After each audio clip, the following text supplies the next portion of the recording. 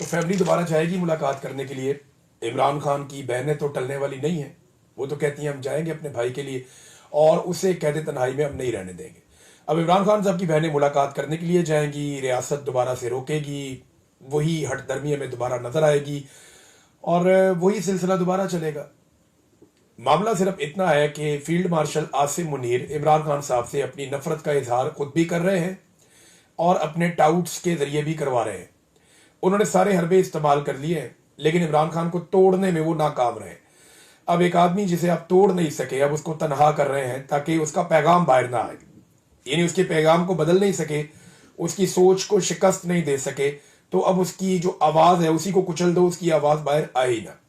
तो इसके लिए इमरान खान साहब की बहनों से उनकी मुलाकात, जो एक बुनियादी हक है एक कैदी का कि उसकी मुलाकात करवाई जाए, अदालती ऑर्डर उनके पास है, अदालती अहकामात के मुताबिक तो मुलाकात होनी चाहिए, लेकिन उसके खिलाफ किया जाता है और मुलाकात नहीं की जाती, बूटों तले रोंद दिया जाता है अदालती अहकामात को। एक दफा फिर पाकिस्तान तहरीक इंसाफ ने पोस्टर जारी कर दिया है, और ये पोस्टर है जनाब बरतानिया में फिर से एहतजाज का कि यहां पे हम दोबारा धरना देंगे मंगल वाले दिन। पिछले मंगल को जब धरना दिया गया तो शहजाद अकबर ने लीड किया था लंदन में, और अगले दिन शहजाद अकबर के ऊपर हमला कर दिया गया उनके घर में, लेकिन शहजाद अकबर हिम्मत के साथ खड़े रहे। अभी उनको सिक्योरिटी पुलिस ने प्रोवाइड की हुई है और कुछ चीजें जो है उनकी इन्वेस्टिगेशन हो रही है। उम्मीद है कि जो हमलावर हैं वो पकड़े जाएं और उनके खिलाफ कोई कानूनी कार्रवाई हो। लेकिन सवाल यह पैदा होता है कि क्या इससे खौफ फैला, तो जवाब यह है कि नहीं फैला। शहजाद अकबर ने वो पोस्टर अब जो है वो शेयर किया कि जनाब पहुंचे दोबारा सारे धरना देने के लिए, इमरान खान साहब को कैद तन्हाई में डाला हुआ है, उसके लिए सब लोग मिलकर आवाज उठाए। तो इससे तो फर्क नहीं पड़ता ना, मार कुटाई से, बंदे गिरफ्तार करने से, जबरी गुमशुदगियों से क्या कभी कोई तहरीक रुकी है?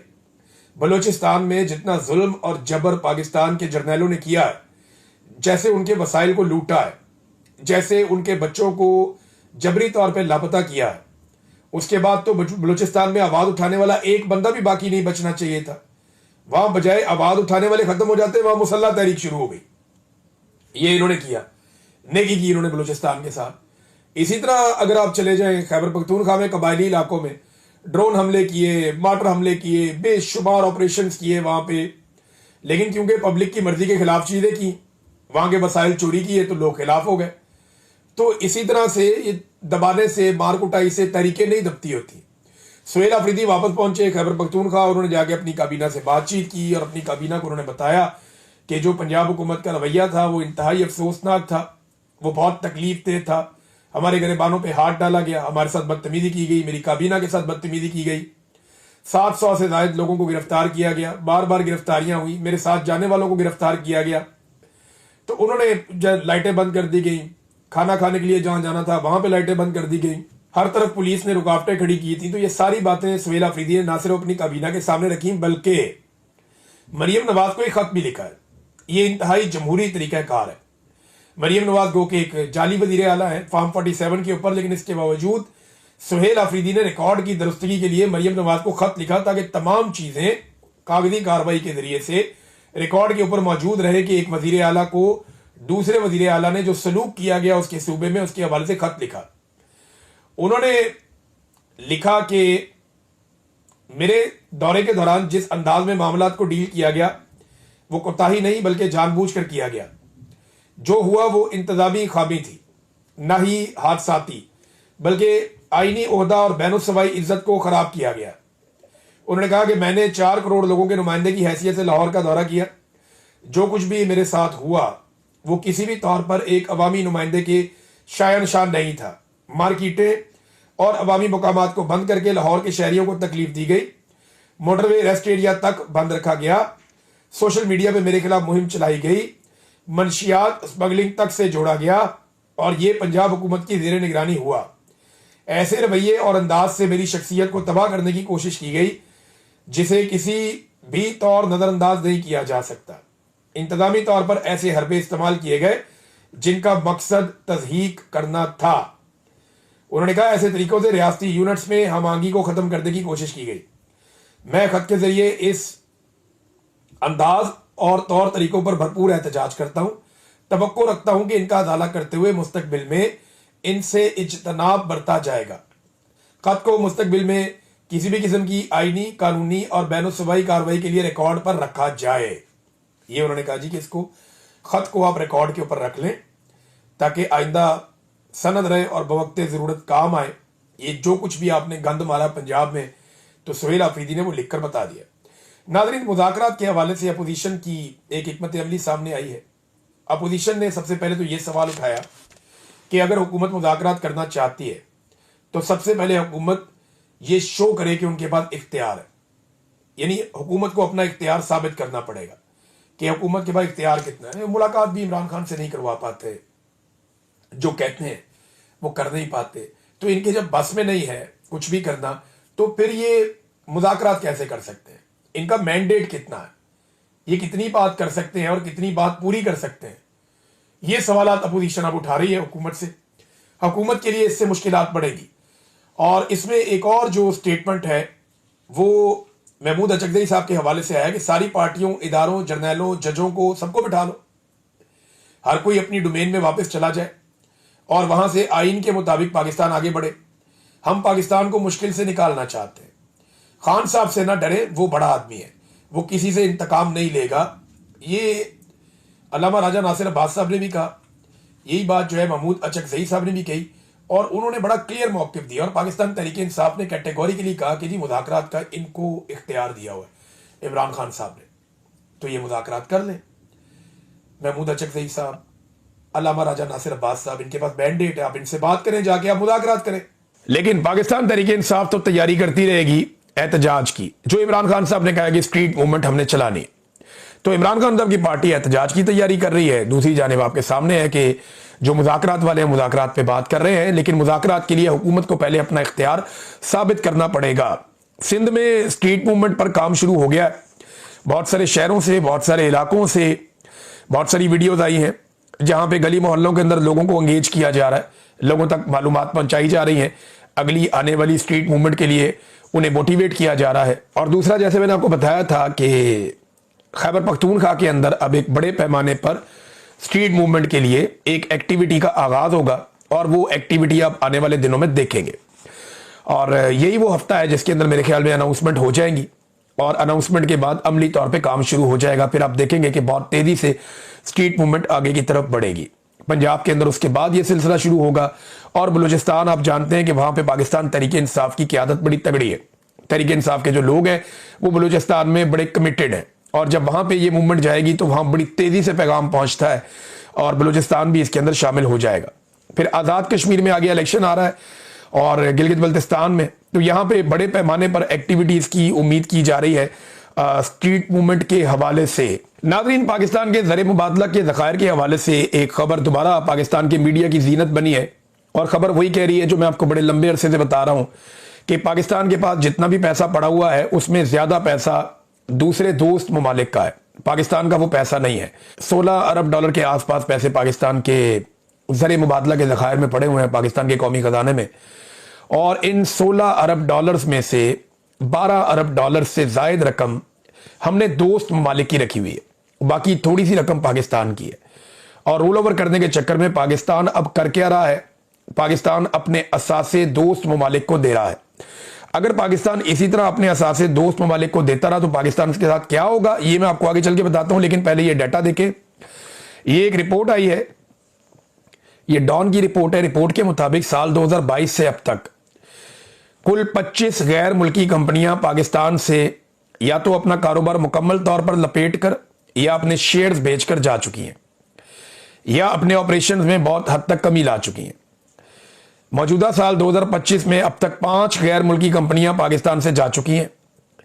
पाकिस्तान से कारोबार लपेटने वाली गैर मुल्की कंपनियों का ताल्लुक energy, pharmaceutical, engineering, chemicals, transport, IT और टेली कम्युनिकेशन के सेक्टर से है। ये कंपनियां पाकिस्तान एक एक करके छोड़ती चली जा रही हैं। देखिए, अगर इसी तरह आप अपने जो कर्जे आपने लिए हुए हैं या जो पैसा आपने लेकर डिपॉजिट किया हुआ है अपने कौमी खजाने के अंदर, उनके बदले में अगर आप दोस्त ममालिक को असासे देंगे तो उसका नतीजा आपको पता क्या निकलेगा। गवादर के हवाले से मैं आपको एक चौंका देने वाली खबर देता हूं, और ये खबर अभी कैसर बंगाली साहब हैं, उन्होंने मंजर आम पर लेकर आए और सोशल मीडिया पे ये गर्दिश भी कर रही है।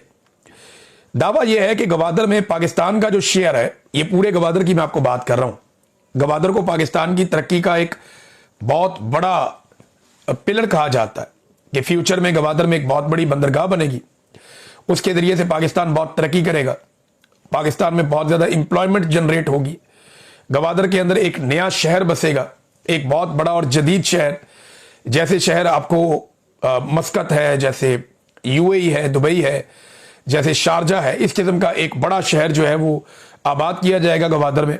लेकिन गवादर है किसका, ये उन्होंने बताया कि गवादर में पाकिस्तान का शेयर सिर्फ 9% है और चाइना का शेयर 91% है।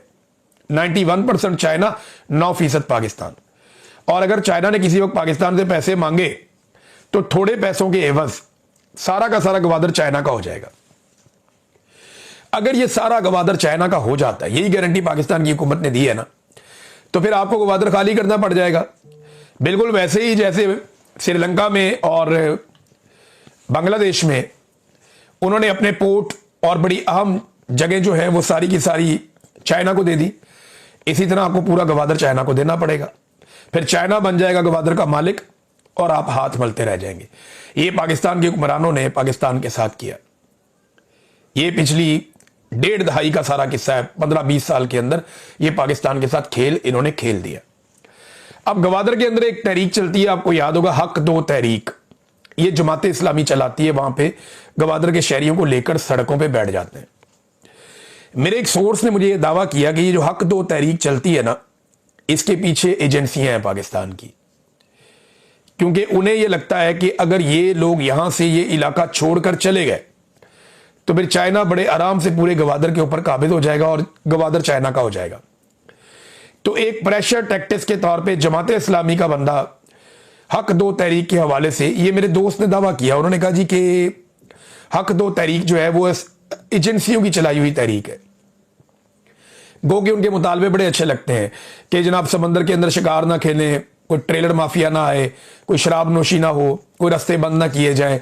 तो मुतालबात उनके बड़े अच्छे लगते हैं सुनने में, या हमें यहां से ना निकाला जाए, हमें नई जगहों पे शिफ्ट ना किया जाए। तो 50,000 लोगों को वो साथ जोड़ा हुआ हक दो तहरीक चलती है और बड़ी कामयाब चलती है। वो कहते हैं जिसकी पीछे एजेंसियां हैं, ताकि चाइना के ऊपर ये दबाव बना रहे कि ये गवादर खाली करके नहीं देना आपको। लेकिन अगर आप पैसे नहीं दे पाएंगे तो फिर आपको गवादर खाली करना पड़ेगा। एक अजीबोगरीब सूरत हाल जो है वो गवादर में बनी हुई है। और इस वक्त पाकिस्तान के अंदर पाकिस्तानियों की तवज्जो कितनी है, 1000 अरब के तरक्याती बजट पाकिस्तान के पास, हुकूमत के पास मौजूद था। ये डाटा मैं आपके सामने रख रहा हूं। 1000 अरब का तरक्याती बजट है, उसमें से सिर्फ 9% खर्च हुआ, यानी 1000 अरब में से सिर्फ 90 अरब खर्च हुआ और 910 अरब जो है वो खर्च नहीं हुआ। ये इन्होंने पाकिस्तान के साथ क्यों किया? देखिए, आधा साल गुजर गया, आधा साल बाकी है। आधे साल के अंदर 9% रकम खर्च की है और 91% रकम खर्च नहीं की। ये ऐसा इसलिए करते हैं कि ये पैसा बचा बचा के रखते हैं और बाद में इसको सियासी रिश्वत के तौर पे अराकीन असेंबली के अंदर ये इधर उधर बांटते हैं पार्लियामेंटेरियंस को और अपने अल्ले तल्लों में खर्च करते हैं। रोजाना की बुनियाद के ऊपर ये 6 अरब रुपए का कर्जा ले रहे हैं। वो पैसा किधर जा रहा है? जो 6 अरब रुपए का रोजाना ये कर्जा ले रहे हैं, 858 अरब का कर्जा इन्होंने 5 महीने में ले लिया, वो पैसा किधर जा रहा है? तरक्याती मंसूबे सारे के सारे रोके हुए हैं। सिर्फ 90 अरब के मंसूबे इन्होंने किए हैं आधे साल में, जबकि कम से कम 500 अरब के मंसूबे होने चाहिए थे। अब तक इन्होंने अपनी रकम में से सिर्फ 9% खर्च किया है। बाकी रकम को ये सियासी रिश्वत के तौर पे इस्तेमाल करेंगे, या पैसे को बचा लेंगे और तरक्याती मंसूबे रोक लेंगे और इस पैसे को जमा करेंगे कौमी खजाने में और कहेंगे जी हमने कौमी खजाना बढ़ा दिया है। नाजरीन, ये सब फ्रॉड है। अवाम की तरक्की के लिए ये हुकूमत कुछ नहीं कर रही और जब आप इकदाम नहीं करते तो फिर आपके साथ यही होता है। आप इंडिया की मिसाल ले लेना, ये आप मिसाल देखें इंडिया की। इंडिया में 24 घंटे के अंदर 50 अरब डॉलर की सरमायाकारी के मुआहदे हो गए। 50 अरब डॉलर, ये रिकॉर्ड लग गया। 24 घंटे के अंदर इंडिया ने दुनिया से 50 अरब डॉलर के सरमायाकारी के मुआहदे कर लिए। और इंडिया की जो जीडीपी है वो इतनी तेजी से ग्रो कर रही है कि वो 8.2% तक जो इसकी ग्रोथ है जीडीपी की वो बढ़ने जा रही है। पाकिस्तान को इमरान खान साहब 2 साल तक लगातार 6% पर लाए थे और अब पाकिस्तान जो है वो उससे आधे पर भी नहीं है, बल्कि ये माइनस में ले गए थे। बेड़ा गर्क कर दिया पाकिस्तान की माशी ग्रोथ का। और इंडिया कहां पहुंच गया? 8.2% तक ये एक्सपेक्ट किया जा रहा है जिस तरीके से इंडिया में सरमायाकारी आ रही है। तो इंडिया के पास फील्ड मार्शल भी नहीं है, वो इतना आगे भी निकल गया। समझ नहीं आती कि वो कैसे तरक्की कर रहे हैं। नाज़रीन, एक और अफसोसनाक वाकया पेश है और यह वाकया हुआ कराची की अदालत में। कराची कोर्ट में पेश होने के लिए यूट्यूबर हैं, टिकटॉकर, एक एंटरटेनर है बड़े अच्छे, रजब भट्ट साहब है। लोग उनको पसंद करते हैं, कोई लोग नहीं पसंद करते। सबकी अपनी अपनी राय है ना, हो सकता है मुझे पसंद हो सकता है मुझे बिल्कुल ना पसंद हो, आपकी अपनी अपनी राय है। लेकिन देखें, वो एक पाकिस्तानी शहरी तो है ना, आप ये नहीं कर सकते। वो अदालत के अंदर गया और वकला के एक जत्थे ने उसके ऊपर अटैक कर दिया, उसको मारा कुट्टा के इसने एक वकील के ऊपर तनकीद की है। क्या एक वकील के ऊपर तनकीद करने की इतनी बड़ी सजा कि वकील इकट्ठे होकर उसके ऊपर हाथापाई करें, उसके ऊपर हमलावर हो जाए? वो मियां अली अशफाक साहब थे वहां पे और कुछ लोग थे, उन्होंने बीच बचाव करवाया, उन्होंने बचाया, लेकिन उसको जख्मी कर दिया, रजब भट्ट को। अब मामला यह है कि आप ऐसे तशद्दुद करेंगे तो आप पढ़े लिखे लोग लगेंगे। अगर इस तरह जत्थेबाजी करनी है तो फिर अदालतें बंद कर दें। यहां वकीलों को जबरी तौर पे लापता किया गया। बहुत सारे वकील हैं, मैं जानता हूं, उन्हें जबरी तौर पे गुमशुदा किया गया, उन्हें तशद्दुद का निशाना बनाया गया। यहां पे ईमान मजारी और उनके शौहर को एजेंसियां लगातार हरासा कर रही हैं, उनको लगातार दीवार के साथ लगाया हुआ है। यहां पे जजों के बेडरूम्स के अंदर कैमरे लग गए। यहां जज लिख लिख कर दे रहे हैं कि जनाब हमें हमारा काम नहीं करने दिया जा रहा। यहां पे जजों को, उनकी फैमिलीज को हरासा किया जा रहा है। वकीलों पर मुकदमे दर्ज हो रहे हैं, वकील गिरफ्तार हो रहे हैं, तशद्दुद का सामना कर रहे हैं। इन मामलात पे तो कभी वकीलों का कोई जत्था खड़ा नहीं हुआ। इन पे तो हमें आप लोग कहीं नजर नहीं आया कि आपने इतना सख्त रद्द-ए-अमल दिया हो। लेकिन एक शख्स ने एक वकील पे तनकीद कर दी और आप लोग मिलकर उसको मारना शुरू हो गए। ये इंतहाई नामुनासिब है और ये एक चीप हरकत है और सस्ती शोहरत का एक तरीका है और कुछ भी नहीं है। ये बड़ी ज्यादती है, सब इसकी मजम्मत कर रहे हैं। मेरी गुजारिश है हसीब जमाली साहब से, सदर हैं सिंध हाई कोर्ट बार के, और एक और बड़े अच्छे लॉयर हैं ये अमीर नवाज वराइट साहब, ये कराची बार के सदर हैं। इन दोनों से मेरी गुजारिश है कि इस मामले के ऊपर नोटिस लें और इन सिलसिलों को बंद करें। सिंध बार ने, सिंध के जो वकला है, उन्होंने बड़ी इज्जत कमाई। जिस तरीके से वो फस्तायत और जुल्म के खिलाफ खड़े हुए, जिस तरीके से उन्होंने मजलूम जजों के हक में आवाज उठाई, इससे उन्हें बड़ी इज्जत मिली। लेकिन ये जो इस तरह की हरकतें हैं ना, इससे तकलीफ हो, इससे कोई वकला की इज्जत में इजाफा नहीं होगा।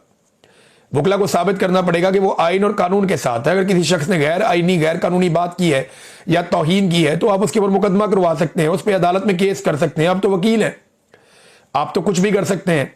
लेकिन एक वकील पर तनकीद का, कितने वकीलों पर रोजाना तनकीद होती है, बड़े बड़े वकीलों पर तनकीद होती है। तो क्या हर एक को मारना शुरू कर देंगे, हर एक पे टॉर्चर करेंगे? तो तनकीद होती है, लेकिन बर्दाश्त करने की भी आदत डालनी चाहिए। लेकिन आप कानून के साथ चले ना, आप तो कानून वाले लोग हैं, आपने काला कोट पहना हुआ है। तो ये इंतहाई सख्त ज्यादती है, इस पे वकला तंजीमों को एक्शन लेना चाहिए और इस किस्म की हरकतें आइंदा के लिए बंद करवानी चाहिए, इनकी कोई गुंजाइश नहीं होनी चाहिए। नाज़रीन, सूडान में शदीद तरीन इंसानी बहरान पैदा हो गया। ये 1-2 दिन के अंदर 10,000 बंदे मजीद बेघर हो गए। लोगों को बेघर किया जा रहा है, मारा जा रहा है, कत्लेआम किया जा रहा है, लोगों को उनके इलाकों से जो है वो दरबदर किया जा रहा है, बेदखल किया जा रहा है, क्योंकि सूडान के वसाइल के ऊपर कुछ बड़ी ताकतों की नजर है। अब ये सूडानी जो है ये भी मुसलमान है, लेकिन इस पे पाकिस्तानी हुकूमत का कोई रद्द-ए-अमल या कोई मौक़िफ़ अभी तक सामने नहीं आया। और वजह बज़ाहिर इसकी ये लगती है कि पाकिस्तान की एस्टेब्लिशमेंट का फ़ायदा इस बात में है कि सूडान में जो कत्लेआम हो रहा है या जो जुल्म और बर्बरियत हो रही है, उसके ऊपर पाकिस्तान की एस्टेब्लिशमेंट अपनी आंखें बंद रखे। और ये जो हफ्तार ग्रुप है लीबिया वाला, जो इसके अंदर कुछ हद तक मुलव्विस है, उस ग्रुप को जाके पाकिस्तान के फील्ड मार्शल मिलते हैं, हालांकि अक़वाम मुत्तहिदा उन्हें तस्लीम ही नहीं करता। वो 82 साल का होने के बावजूद फील्ड मार्शल मुल्क का बना हुआ है और अपने बेटे को लेफ्टिनेंट जनरल बनाया हुआ है 34 साल की उम्र में। लेकिन फील्ड मार्शल जाकर उन्हें मिलते हैं। अब जहां पे पैसा है, जहां पे दौलत है, जहां पे मफादात है, ये जाकर वहां खड़े हो जाते हैं। सुहेल वड़ाइच साहब ने एक स्टेटमेंट दिया, उन्होंने कहा जी शहबाज शरीफ एक कामयाब वजीर आजम, उन्होंने करार दिया। ये जो अफवाहें आ रही है ना, इनमें कोई सदाकत नहीं है कि कोई और सेटअप आ जाएगा, शहबाज शरीफ कंटिन्यू करेगा, बहुत कामयाब वजीर आजम है। मेरा सवाल यह है कि कामयाबी का पैमाना क्या है? सिर्फ जूते पॉलिश करना या एस्टेब्लिशमेंट के साथ चलने की सलाहियत, यह है कामयाबी का पैमाना? पाकिस्तान कहां है इस पैमाने में?